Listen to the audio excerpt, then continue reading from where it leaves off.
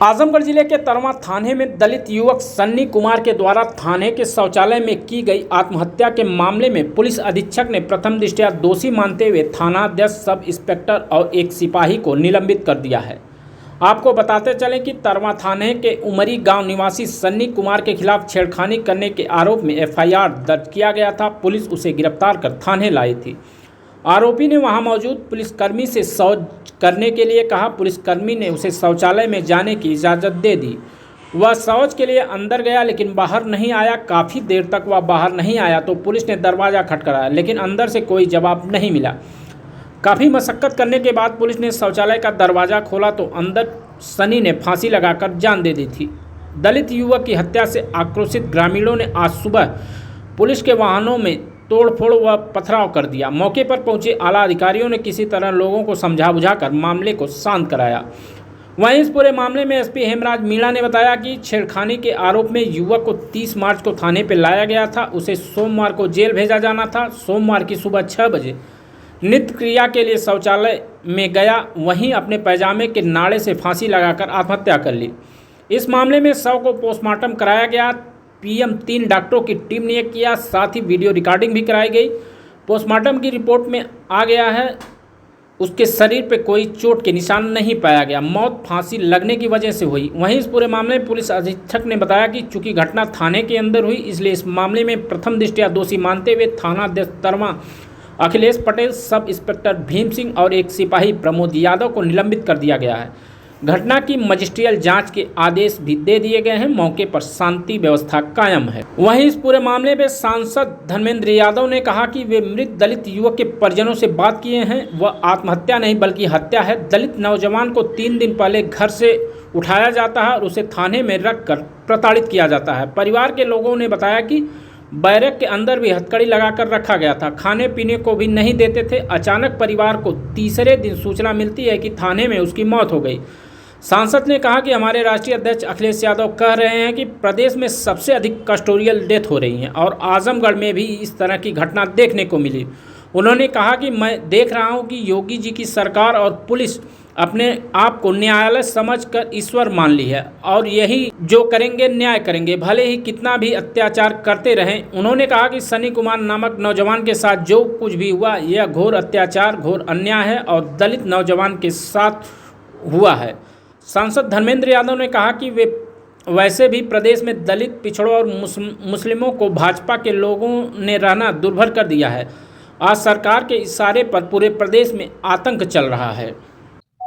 देखिए, सुबह करीब 6 बजे के आसपास में थाना तरवा में एक जो छेड़खानी के मामले में एक अभियुक्त को लाया गया था थाने पे और इनके द्वारा सुबह 6 बजे के आसपास में जो वॉशरूम करने गए थे उसी दौरान वॉशरूम में अंदर इन्होंने जो वेंटिलेशन होता है वहाँ पे ग्रिल से अपने पजामा के नाड़े को निकाल के और उससे इन्होंने अपने आप को हैंग कर लिया था। उसी वजह से फिर इनकी वहाँ पे ये मृत अवस्था में पाए गए। इनको तत्काल ले जाया गया और डॉक्टर्स ने भी फिर इनको मृत घोषित कर दिया गया। एक लड़की है जिनके द्वारा 29 तारीख को जन शिकायत के दौरान जनता दर्शन में पुलिस ऑफिस में शिकायत किया गया था कि उनको एक सनी नाम का लड़का है जो कि उमरी का रहने वाला है और ये पिछले कई दिनों से इनको परेशान कर रहा है। 2 बार थाने पे इनकी पहले भी कंप्लेन हुई थी जिसमें इनको समझाया गया था परिवार को बुला के, लेकिन ये मान नहीं रहे हैं और बार बार मुझे तंग करते हैं।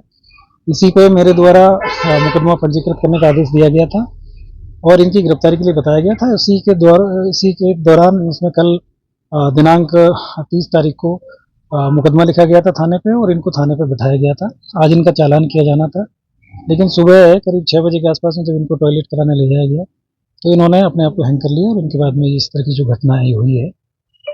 इसमें जांच किया गया है। वहाँ पे एसपी सिटी साहब को जांच के लिए भेजा गया था और अन्य वरिष्ठ अधिकारी वहाँ पे गए थे और उसके बाद में तो डेड बॉडी को मोर्चरी भिजवाया गया था। वहाँ पे जो एक प्रोटोकॉल होता है उसके अनुरूप 3 डॉक्टरों के पैनल से इसमें पोस्टमार्टम कराया गया है और उसकी वीडियोग्राफी भी कराई गई है। पोस्टमार्टम रिपोर्ट है वो आ गई है। उसमें जो घटना का जो कारण है वो asphyxia due to antemortem hanging आया है और इसके अलावा शरीर पे किसी प्रकार की कोई चोट इसमें नहीं है। इनको कोई किसी प्रकार की प्रताड़ना इस तरह की कोई चीज़ें थाने पर नहीं थी और इनको थाना कार्यालय में बिठाया गया था। आज इनका चालान किया जाना था, कल चूँकि रविवार था तो चालान नहीं हो पाया था और बाकी जो सारी चीज़ें हैं जो एक कस्टोडियल डेथ के जो हाईकोर्ट और माननीय सुप्रीम कोर्ट के जो निर्देश है उनके क्रम में और मानवाधिकार आयोग के जो निर्देश है उनके क्रम में सारी कार्रवाई है वो कराई जा रही है। परिवारजन है उनसे भी वार्ता की गई है, उनको भी विश्वास में लेकर उनकी जो भी मांग है जो भी समस्या है उसके बारे में उनसे वार्ता की जा रही है। और अभी तक की जो कार्रवाई है पूरी जो विधिक प्रक्रिया है उसको अपनाते हुए की गई है। इसमें थाना, चूंकि घटना थाना परिसर के अंदर हुई है, इसमें तत्काल प्रभाव से प्रथम दृष्टया दोषी मानते हुए थाना प्रभारी और वहाँ पे एक सब इंस्पेक्टर है भीम सिंह और एक प्रमोद यादव वहाँ पे सिपाही है, इनको तत्काल प्रभाव से निलंबित कर दिया गया है। और माननीय जिलाधिकारी महोदय के द्वारा भी इसमें एक मजिस्ट्रियल जांच है वो मतलब इसमें अभी शुरू करा दी गई है, उसके आदेश हो गए हैं, तो इसकी एक मजिस्ट्रियल जांच भी हो रही है। तो जो भी कार्रवाई है वो नियमानुसार इसमें की जा रही है। और बाकी जो घटना में अभी तक की जो कार्रवाइयाँ हैं वहाँ पे कुछ लोगों ने जाम लगाने का प्रयास किया गया था, उसको हटवा दिया गया है। और बाकी अभी किसी प्रकार की इस समय वर्तमान में कोई कानून व्यवस्था की स्थिति नहीं है, सारी चीजें वो समान। तमाम सवाल खड़े हो रहे हैं पुलिस के ऊपर। सुबह के दौरान, सुबह जब ये घटना हुई थी तो वहाँ पे लोगों में जो लोकल लोग हैं उनमें आक्रोश था। कुछ वहाँ पे कुछ लोग वहाँ पे जनप्रतिनिधि लोग भी वहाँ पे गए थे, उनको सबको समझाया गया था, सारी चीजें उनको बताई गई थी और परिजनों को भी जो घटनास्थल पे वहाँ समझाया गया था। उसके बाद में उनको मोर्चरी में डेड बॉडी है उसको भी पूरी तरीके से दिखाया गया था और 3 डॉक्टर से इसका हम लोगों ने पूरी तरीके से जो सारे जो मानक है उनके अनुसार पोस्टमार्टम करवाया है। और जो मानवाधिकार आयोग के जितने भी जो निर्देश हैं उन सभी का इसमें अनुपालन किया गया है। तो किसी प्रकार की ऐसी कोई चीज़ नहीं है जिसमें इसमें छुपाई गई है या किसी तरीके से कोई चीज़ को वो किया गया है। जो एक प्रक्रिया है, इनको लाया गया था, मुकदमा इनका पंजीकृत था, कल की डेट में मुकदमा लिखा गया था और उसी में इनको लाया गया था, इनका चालान किया जाना था और सुबह इनको बाथरूम ले जाया गया था वहाँ पे और बाथरूम के अंदर ये घटना हुई है। तो अभी तक की इस तरह की जो चीज़ें हैं उसमें पुलिस की जांच भी अलग से हो रही है और जो मजिस्ट्रियल जांच है वो भी इसमें की जा रही है। तो हम इसमें किसी प्रकार की कोई लापरवाही है यदि पुलिस के एंगल से हुई है तो उस पर भी कार्रवाई हो रही है और बाकी जो चीज़ें जो विधिक प्रक्रिया है वो अपना परिवार वाले संतुष्ट नहीं है, उनका कहना है कि हिरासत में मौत पुलिस की लापरवाही। देखिए मतलब ये सारी चीज़ें जो आपको बताई जा रही है कि जो पुलिस जो थाना परिसर के अंदर ही जो घटना हुई है, लेकिन जो घटना में अभी तक की जो चीज़ें जो हो रही है वो सारी चीज़ों को ध्यान में रखा जा रहा है कि कहीं किसी प्रकार की उसके साथ कोई प्रताड़ना तो नहीं हुई थी या कोई चीज़ नहीं हुई थी, इसलिए डॉक्टर्स के जो पैनल से इसका पीएम कराया गया है और बाकी इसमें जो वीडियोग्राफी भी कराई गई है, बाकी सभी नियमों का इसमें पालन किया जा रहा है। मजिस्ट्रियल जांच भी इसमें की गई है, तो इसमें ऐसी कोई चीज़ अगर आएगी तो उसमें कार्रवाई होगी। सर पुलिस की गाड़ी जो तोड़फोड़ हुई है और उसमें कुछ कार्रवाई अभी तक? देखिए वो उस समय जो आक्रोश वहाँ पे जो हुआ था उसकी वीडियोग्राफी हुई है, सारी चीज़ें हुई है और मेरा आपके माध्यम से सभी लोगों से कहना है कि भाई पुलिस इसमें अगर किसी प्रकार की पुलिस के एंगल पे अगर कोई लापरवाही है तो हम लोग जो भी हमारे पुलिसकर्मी हैं उनके खिलाफ भी कार्रवाई करेंगे, लेकिन कानून व्यवस्था को हाथ में लेने का किसी को राइट नहीं है और कानून व्यवस्था को वो न करें। इसमें सभी वरिष्ठ अधिकारियों के द्वारा, मेरे द्वारा, डीआईजी महोदय के द्वारा इसमें घटनास्थल का निरीक्षण किया गया है। अभी परिवारजन के जो लोगों ने डिमांड रखा था कि हम लोग वरिष्ठ अधिकारियों से मिलेंगे, तो यहाँ पे आदरणीय जिलाधिकारी महोदय, कमिश्नर महोदय और डीएम साहब भी आए हुए हैं और उनकी जो भी मांग है उसको सुना भी जाएगा और जो इसमें जो भी प्रक्रिया है, विधिक प्रक्रिया, उसका पालन करते हुए सारी कार्रवाई इसमें की जाएगी। संसद भी आरोप लगा रहे हैं, धर्मेंद्र यादव भी, उनका भी कहना है कि लापरवाही से ही मौत हुई है अपनी।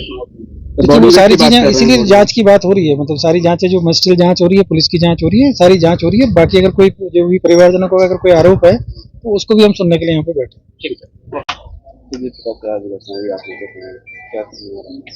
देखिए परिवार वालों से जितना बात सुनी समझी और उनकी शिकायत बहुत जायज़ है। कोई मुलजिम अगर किसी आरोप में थाने तक आया तो कानून है, नियम है, 24 घंटे के अंदर उसका चालान होके जेल भेज दो, बाकी केस निष्पक्ष जांच के साथ आगे बढ़ता रहेगा और मामला न्यायालय में चला जाएगा। यहाँ लगातार पिछले 3 दिनों से न केवल उस नौजवान को थाने में रखा बल्कि लगातार टॉर्चर किया और टॉर्चर इस कदर किया कि बैरक के अंदर भी, जैसा परिवार वालों ने बताया कि हथकड़ी में था, खाने पीने को भी नहीं दे रहे थे और परिवार वालों को अचानक दूसरे दिन सूचना मिलती है आज सुबह कि थाने में उसकी डेथ हुई है। इस तरह से घटना मैं समझता हूँ लगातार हमारे राष्ट्रीय अध्यक्ष जी कह रहे हैं कि उत्तर प्रदेश सबसे ज़्यादा कस्टोडियल डेथ हो रही है और आजमगढ़ में भी इस तरह की घटना सामने आई। तो मैं समझता हूँ योगी जी की सरकार और पुलिस अपने को न्यायालय भी समझ लिया, इन्होंने अपने को ईश्वर भी मान लिया है कि यही जो करेंगे वो न्याय देंगे, चाहे भले ही कितना ही अत्याचार करते रहें। इस नौजवान और उनके परिवार के साथ जो हुआ है निश्चित तौर पर ये पुलिस प्रशासन का घोर अन्याय, अत्याचार है, शोषण है और एक दलित नौजवान के साथ हुआ है। वैसे भी उत्तर प्रदेश में बहुत बुरा हाल हो गया है, दलित पिछड़े मुसलमान भाइयों को रहना दूभर कर दिया है बीजेपी के लोगों ने। सरकार के इशारे पे आतंक चल रहा है। कोई कहता है कि मैं इस सेना का सदस्य हूं, उस सेना को जैसे कानूनी अधिकार मिल गया हो। दलित सांसद के हमारे घर फूका जा रहा है।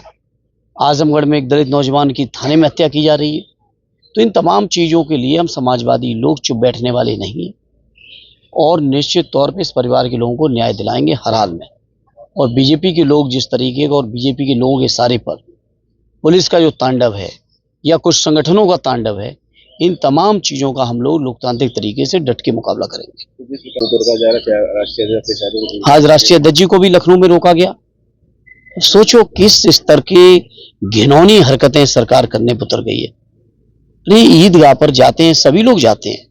मैंने कई विजुअल्स देखे कि स्वयं प्रदेश के गवर्नर कई बार मैंने वहां मौके पे देखे। मुख्यमंत्री की हैसियत से हमेशा सदैव नेताजी गए, आदरणीय राष्ट्रीय अध्यक्ष जी गए और किसी भी पोजीशन में रहे हो हमारी पार्टी के लोग हमेशा पहुंचे हैं। आज राष्ट्रीय अध्यक्ष जा रहे थे तो उनको भी रोका गया कि एक गाड़ी से जाओगे तो ऐसे जाओगे तो वैसे जाओगे।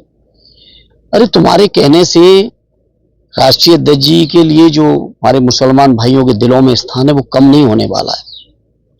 चाहे जितना भी आतंक कर लो, चाहे जितना परेशान कर लो, जनता माफ नहीं करेगी। ना माफ करेगी सुमन जी के मामले पे, ना माफ करेंगे हम लोगों की जो घटना हुई है तरवा में, और ना ही उत्तर प्रदेश के विभिन्न इलाकों में जो घटनाएं हो रही हैं। लखनऊ में बताओ बेटी को किस तरीके से हत्या की, आपके बगल में फैजाबाद में सोचिए कैसी कैसी घटनाएं हुई। तो तमाम उत्तर प्रदेश की जो घटनाएं हैं इसको जनता देख रही है और जनता माफ नहीं करेगी। जहां तक सवाल आजमगढ़ का है, आजमगढ़ में मैं मौजूद भी हूं और तरवा थाना जो लोकसभा का भी हिस्सा है हमारे, उसके अंदर जो घटना हुई है, नौजवान परिवार के लोगों को न्याय दिलाने का मैं हर स्तर पर संघर्ष करूंगा, चाहे जिस स्तर पर जाना पड़ेगा। औरंगजेब को लेकर जो